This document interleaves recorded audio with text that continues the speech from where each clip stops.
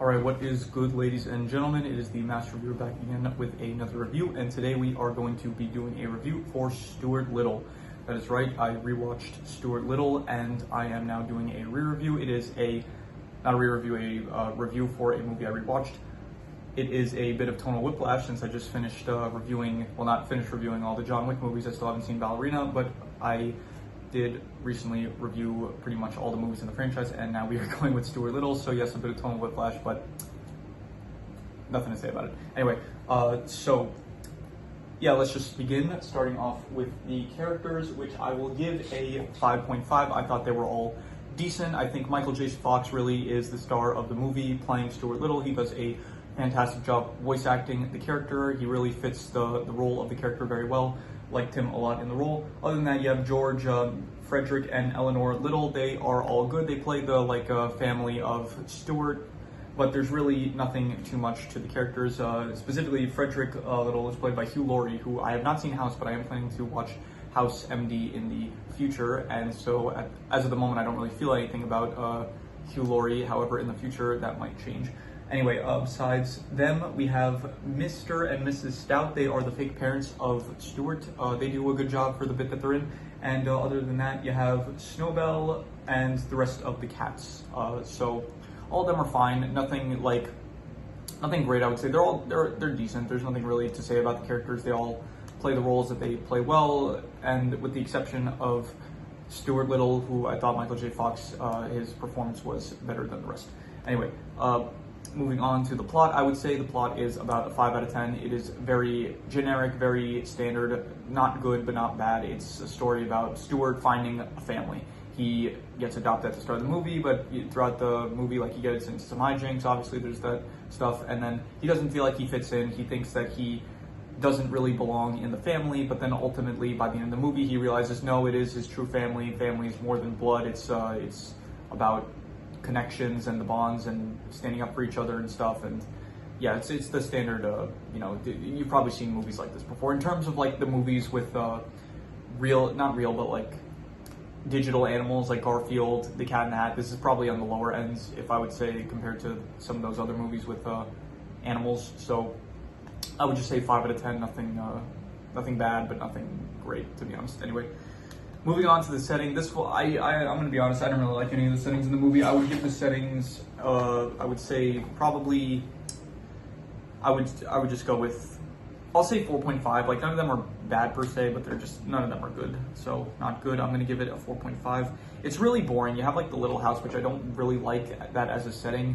You have the parks, which they all feel really, they're really boring. The whole thing with the show is that, the movie, it's that you have Stuart Little, who's very small. He's the appeal is, I guess, it's a big world to him, but even so, it's we live in this world every day. We've seen it, these areas and stuff. It's all pretty boring, so there's nothing really too interesting about the settings. So, and nothing really stands out either. So, yeah, I will just say full point. There's also the golf course. That's not really anything interesting. There was potential I could have seen with the golf course, maybe some antics that could have gone on there, but ultimately there was nothing really to it.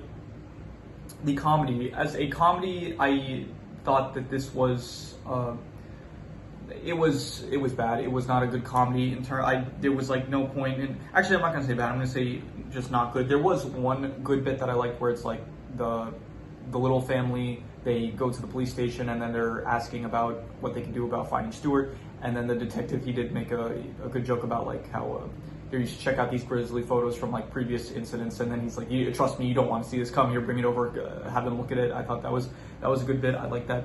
But other than that, there's really nothing funny in the movie. I would say nothing that really had me laughing or anything, and I wouldn't even have thought of it as a comedy, but it is marked as a comedy, so what are you going to do about it? Anyway, in terms of the drama, I would say the drama I would give I guess a 5 out of 10. It's not good, but it's not bad either. It's standard. It's the basic. They did some tropes I didn't like, where the bad timing thing, where Stuart ends up returning to his house, but then he sees that no one's home, and then you have Snowbell lie to him, saying, "Oh, they never wanted you. Look, they cut out a picture of you from the family photo and stuff." And you have stuff like that, where it's okay, this stuff. It's pretty. I don't like that trope. It's not really something that I find appealing, and so. In terms of the drama, most of it just comes down to Stuart not feeling like a part of the family, and it's not really that interesting, to be honest. It's just I don't know, for a kid, I'm sure it's fine, but as a, I don't know, I've seen other movies with like better drama compared, like Stuart Little is not going to be the pinnacle of a dramatic film, so you know what I'm talking about. Anyway, moving on to the family aspect, I thought the family aspect, it was good actually. I did think that the family aspect of it with the whole little family, them being a found family for Stuart, I thought was good. It did feel like they really cared for him and stuff, even with the whole dynamic of him being a mouse and them being humans. I thought it still worked well, and so I would say that the family aspect of it was good. It did feel like a family film, so I will give it a 6.5. Moving on to the worst thing, I would say just the worst thing about this is, I don't know, probably like, I would say maybe anything with the cats, anything where it's like the tension that they try to build of Stuart, he ends up getting attacked by the cats and stuff. I didn't really like any of that with them wanting to eat him, because it felt like really easy. Like they didn't feel menacing, because it feels like, okay, you should be able to at any point catch him and eat him and devour him. And then they spend like 30 minutes at the end of it, not 30 minutes, but maybe it's like, I don't know, 20 minutes or something, just with the cats attacking him, and it just feels like so, it's like a mouse versus a cat, which I guess could be cool, but it's still, they don't manage to do anything interesting with it. It feels very plain, very boring, and so I just didn't like that, and I would probably give it I would say, I'm just gonna go pretty bad. It was, it's a 3.5, actually, it's between like a 3.5 to a 4, between pretty bad and bad, and I'm just gonna give it a 3.5. I'm gonna be harsh about this. I thought it was pretty bad, the whole, like, anything with the cats. Even Snowbell as a character, like, he's very much like a coward compared to the other cats, but he is still, like, very cynical when he's speaking with Stuart. So yeah, anything with the cat, and I'm a cat person. I like cats. I love cats. I like them more than dogs. But in general, at least in this movie, the cats, their characters didn't work for me.